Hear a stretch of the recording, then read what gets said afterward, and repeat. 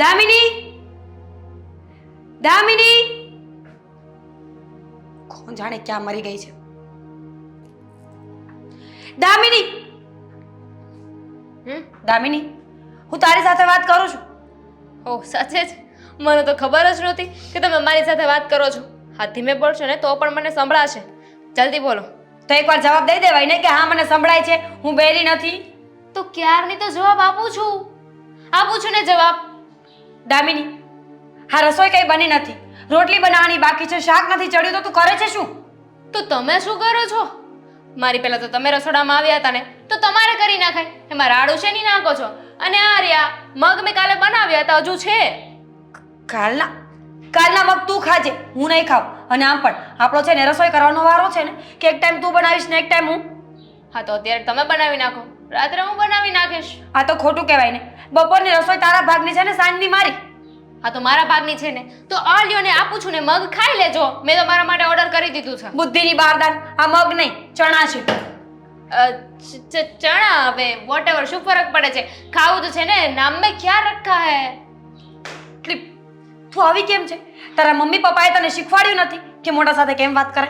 તમારા મમ્મી પપ્પાએ શીખવ્યું છે ને તો તમારી પાસે જ્ઞાન રાખો ને. અને એક કામ કરો, તમારી પાસે છે ને વધારે પડતું જ જ્ઞાન છે. તમે છે ને બજારમાં જાઓ ને, બજારમાં વેચવાનું ચાલુ કરી દો, બહુ પૈસા કમાશો.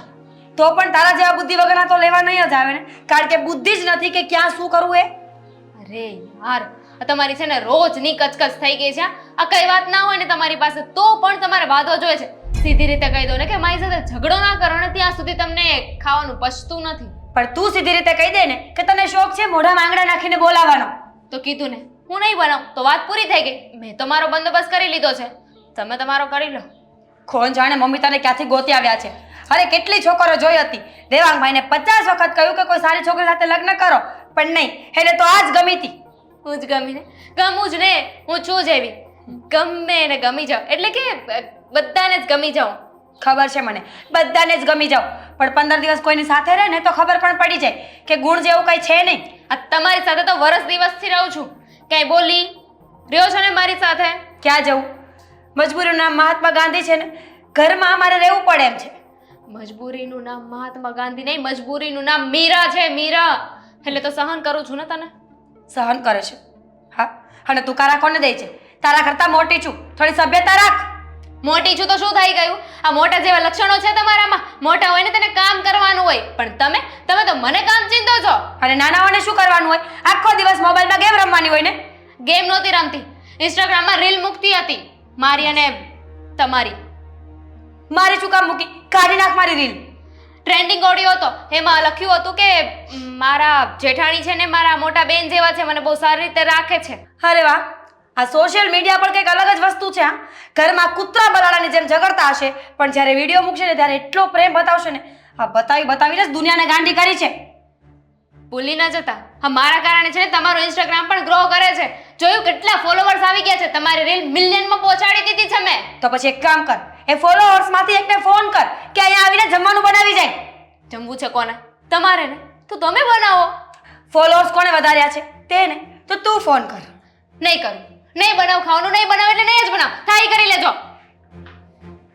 ન બનાવતી. હવે જ્યાં સુધી જમવાનું નહીં બને ને ત્યાં સુધી આ ફોન મારી પાસે રહેશે. અને યાદ રાખજે, જો જમવાનું ન બન્યું ને તો બધા જ વિડીયો ડિલીટ.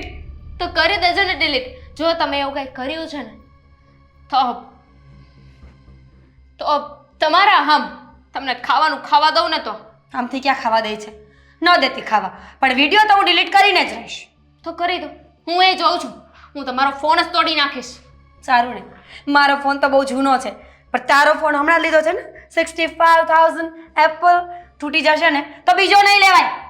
તો નથી લેવો મારે ફોન, પણ તમને તો છે ને શાંતિથી નહીં જ જીવા દો. આ જ્યારે જો ત્યારે મારી વાતની વચ્ચે છે ને ટાંગ અડાવો છો. આ મારે ફોન લેવા જવાનો હતો ને ત્યારે પણ કેટલો બખેડો કર્યો હતો કે ના ફોન તો હું જ લઈશ.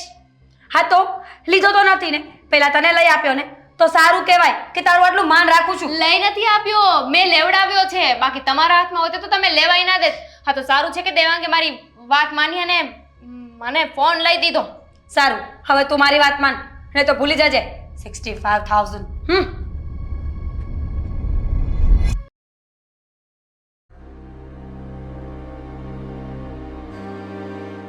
લેટ થઈ ગયો છે બહુ જલ્દી જલ્દી દેવાંગ દેવાંગ હા બોલો શું કામ છે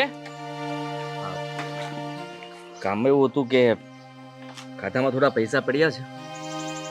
હા ખાતામાં પડ્યા છે 60,000 તો મારે આજે એક હપ્તો છે એટલે મારી પાસે પૈસા નથી તો 10,000 રૂપિયા નાખ ને. શરમ નથી આવતી હા ઘરના મોટા ભાઈ છો છતાં પણ તમે મારી પાસેથી રૂપિયા માંગો છો અને આ શું આ ટીપ ટોપ થઈને કપડાં પહેર્યા છે સારા આમદા ઇન્સર્ટ બિન્સર્ટ મારીને ક્યાં જવું છે કામે જ જતો હતો પણ કહ્યું ને મેં કે ત્યાંથી ઉપાડ મળે એમ નથી અને મને થયું કે તું મારી મદદ કરીશ એટલે મેં તારી પાસે પૈસા માંગ્યા. ખોટું કર્યું મેં કંઈ?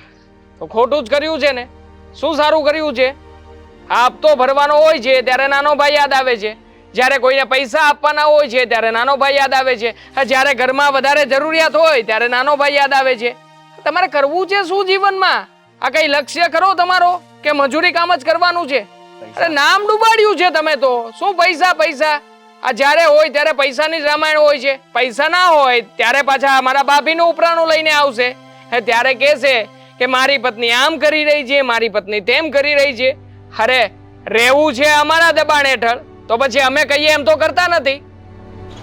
તું કહે એમ તો કરું છું.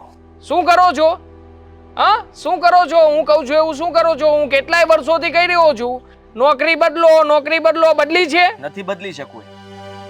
ત્યાંથી પૈસા લીધેલા છે એ લોકોને પૈસા પણ ચૂકવવા પડે કે નહીં? તું આપીશ પૈસા?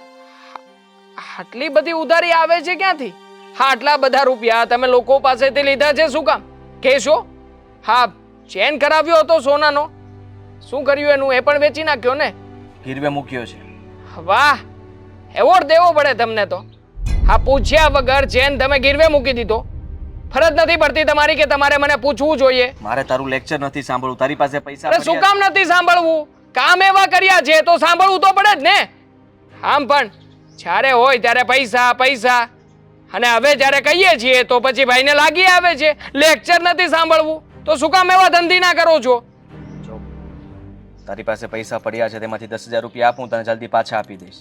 1 રૂપિયો પણ નથી આપવાનો મારી પાસે 60,000 રોકડા પડ્યા છે પણ તમને નહીં આપું ક્યારે આપ્યા છે પાછા લઈ જવાની ખબર પડે છે આપવાની પડે કહું છું ને આપી દઈશ આ વખતે.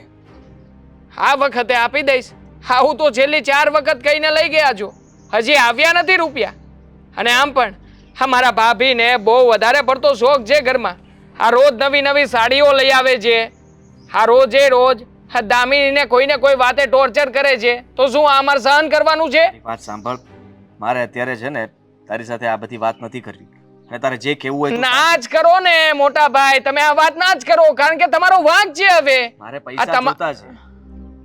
નથી દેવા પૈસા શું કરશો જો મારે બીજે કોઈ જગ્યાએથી પૈસા આવે એમ નથી એટલે હા બેંકમાં સિબિલ રેકોર્ડ ખરાબ થશે મારો અને ફરી પાછા હું પૈસા ઉપાડી નહીં શકું એટલા માટે કહું છું કે તું મને પૈસા આપ હું તને તારા પૈસા પાછા આપી દઈશ. હા હવે સમજાણું ચિંતા કઈ વાતની છે હા તમારો બેંકનો સિબિલ રેકોર્ડ જો ખરાબ થશે હા તો પછી લોન કેવી રીતે મળશે હા આવા જ કામ કર્યા છે આજીવન ક્યારેય સારા કામ તો કર્યા નથી ને તમે અને આમ પણ તમને સૂજે ક્યાંથી આ શોર્ટકટમાં જ્યારે જ્યારે પૈસા મળતા હોય તો પછી એ જ અપનાવો છો અરે કોણ કહે છે આટલી બધી ઉધારી કરવાનું કોના માટે કરી રહ્યા છો અમને ક્યારે એમાંથી 1 રૂપિયો તો મળ્યો નથી અને જ્યારે હોય ત્યારે બસ હા કામ છે પેલું કામ છે અરે મોટા જો ઘરમાં મોટા થઈને રહેતા શીખો નથી આવડતું મને રહેતા. તને આવડે છે ને? જા આજથી તું મોટો હું તને ભાઈ કહીને બોલાવીશ. ઘરની બધી જવાબદારી તું સંભાળી લે. હું નાનો મદદ કરીશ મારી?